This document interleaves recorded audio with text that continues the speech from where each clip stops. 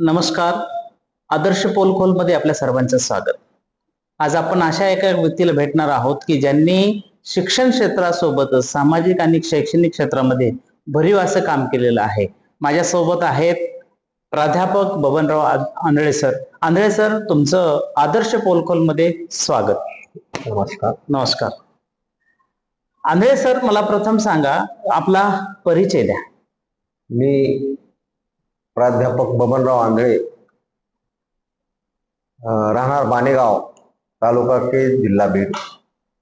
मी सध्या संत तुकाराम प्राथमिक विद्यालय तेलगाव रोड बीड या ठिकाणी मुख्याध्यापक या पदावर कार्यरत आहे.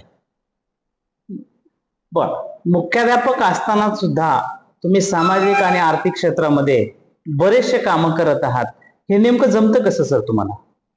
त्याची मला पहिल्यापासूनच आवड आहे. कारण आमच्या मार्गदर्शक आणि प्रेरणास्थान प्राध्यापक सुशीलाताई मोराळे यांच्या नेतृत्वामध्ये आम्ही घडलेलो आहोत आणि त्यांच्या पावलावर पाऊल टाकून पुढं वारसा चालू ठेवण्याचं काम मी या ठिकाणी केलेलं आहे. आणि माझी एक जिद्द आहे की आपण समाजासाठी काहीतरी केलं पाहिजे, आपण या समाजाचं काहीतरी देणं लागतो, या हेतूने माझी वाटचाल सुरू आहे. बरं, नेमके कोणते कोणते कामं केलेत आमच्या प्रेक्षकांना सांगा की आपण नेमके कोणते कोणते कामं केलेले आहे. मी आतापर्यंत जवळपास 30 वर्षापासून शैक्षणिक क्षेत्र असेल, राजकीय क्षेत्र असेल, सामाजिक क्षेत्र असेल, शैक्षणिक क्षेत्रामध्ये पालावर राहणारे जे लोक आहेत त्यांच्या मुलाला शाळेच्या प्रवाहात आणण्याचं काम मी आतापर्यंत करत आहे आणि सुरू आहे.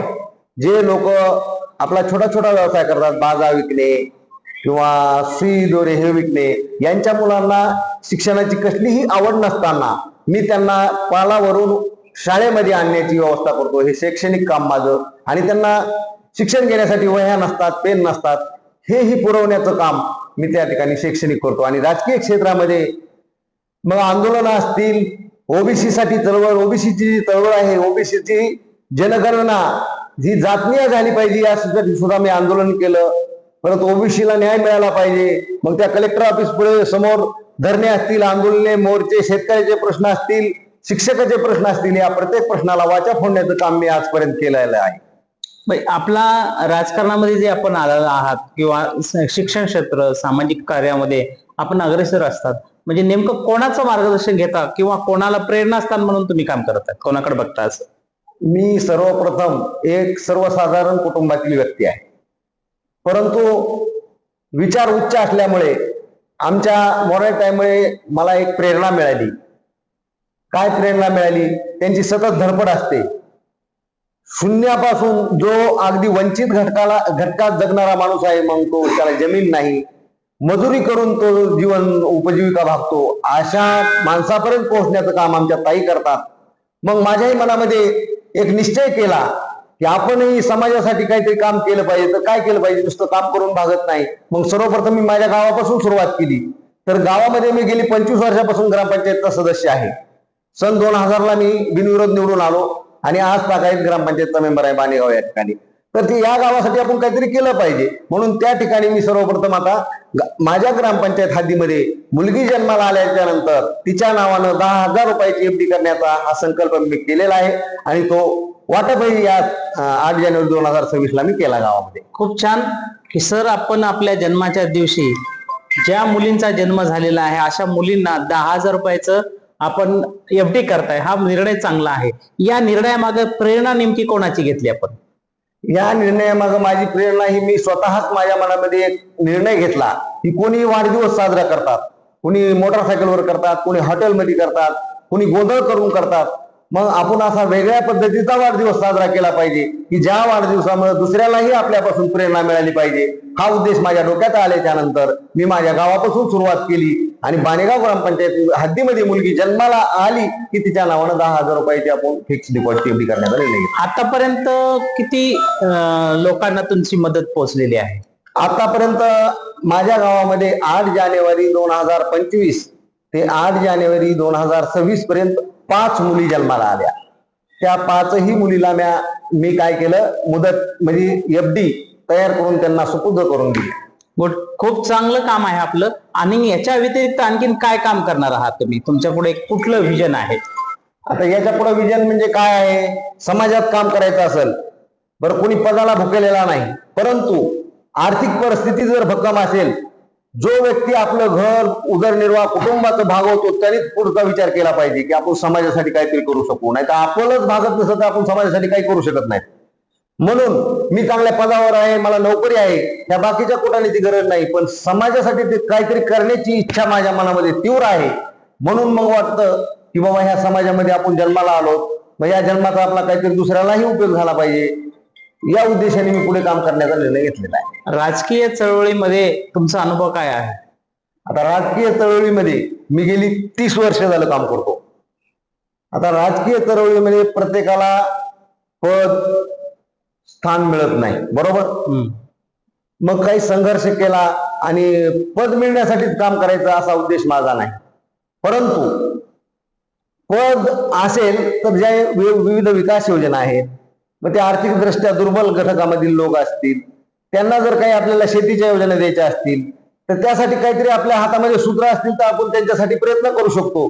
या माध्यमातून कुठलं तरी आपल्याकडे पद असावं, काहीतरी देण्याचा आपल्याला अधिकार असावा, या उद्देशाने मी सतत प्रयत्न करतो. निश्चितच किंवा राजकारणामध्ये आल्यानंतर आपल्याला कुठली तरी एक की पाहिजे आणि ती की मिळवण्यासाठी आपण कशा पद्धतीने प्रयत्न करत आहात? आता ती की मिळवण्यासाठी मी प्रयत्न करत आहे. बऱ्याचशा राजकीय नेत्याबरोबर आपले संबंध आहेत, मग ते आमदार असतील, खासदार असतील. या जिल्ह्याचे खासदार बजरंग बाप्पा सोनवणे, तिथं पक्षाचा कसलाही विचार न करता फक्त आपण एकदा नेता निवडून दिला, तो कोणत्या पक्षाचा आहे, कोणत्या जातीचा आहे, कोणत्या धर्माचा आहे, हा विचार न करता तो आपला एक लोकप्रतिनिधी आहे, असा विचार करून ज्या योजना आहेत त्या मागणी करण्याचं काम मी या लोकप्रतिनिधींना करतो. परंतु जेवढा प्रभाव पदावर असलेल्या लोकांचा पडतो तेवढा आपल्या सर्वसाधारण व्यक्तीचा पडत नाही, म्हणून माझी ही धडपड आहे. नेमका आता तुमचा डोळ्यासमोर उद्देश कोणता आहे की आपल्याला काय पद मिळवण्यासाठी काय करता येईल किंवा कुठल्या पदासाठी आपली अपेक्षा आहे?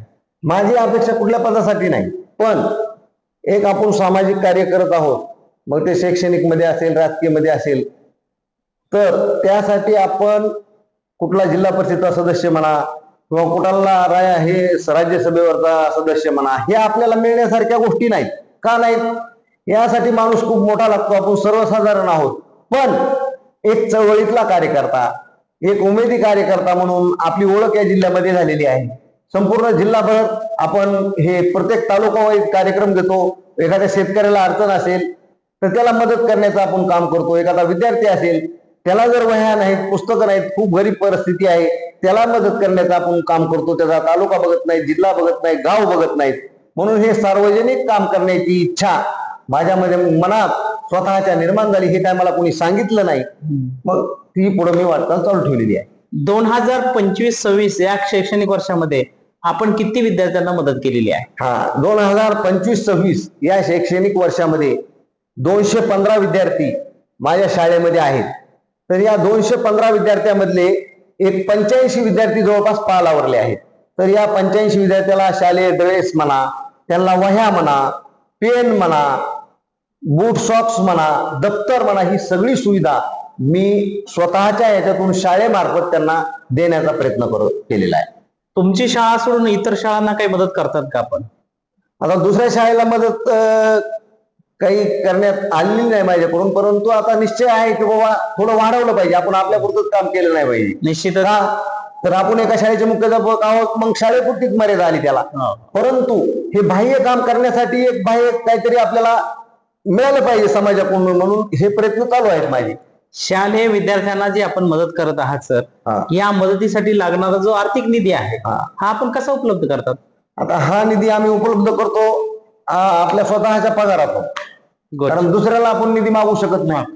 आपल्याला जो शासनाकडून पगार मिळतो त्या पगारातून काही पैसा वाचून त्याच्यातून ह्या गरजू विद्यार्थ्यांना आपण आर्थिक मदत करतो. आता 2026-27 हे शैक्षणिक वर्ष सुरू होणार आहे. या शैक्षणिक वर्षामध्ये विद्यार्थ्यांची संख्या वाढली तर निश्चितच मदतीची संख्या सुद्धा आपली वाढणार का?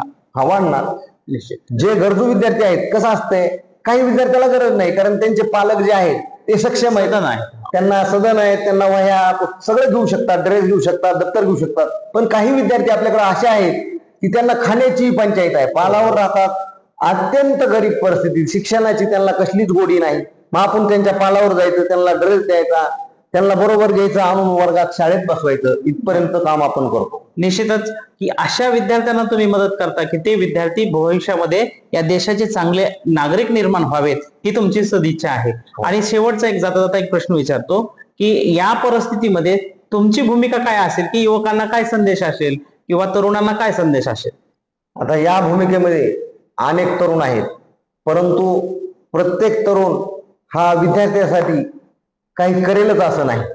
प्रत्येकाला आपल्या स्वतःचं भविष्य घडविण्याचा प्रयत्न प्रत्येक जण करतोय. मला काहीतरी मिळालं पाहिजे, त्यापैकी मी नाही. माझा उद्देश असा आहे की माझ्याकडून दुसऱ्याला काहीतरी मिळालं पाहिजे. आजचा जो युवक आहे हा भारताचा एक नागरिक आहे आणि चांगला नागरिक घडण्यासाठी शिक्षणाची त्याला गरज आहे. जर शिक्षण घेतलं तर महात्मा फुले यांनी सांगितले, जर तुम्ही पुस्तक वाचलं तर त्या वाचलेल्या पुस्तकामुळे तुमचं मस्तक सुधरतं आणि सुधारलेलं मस्तक हे कोणापुढे नतमस्तक होत नाही.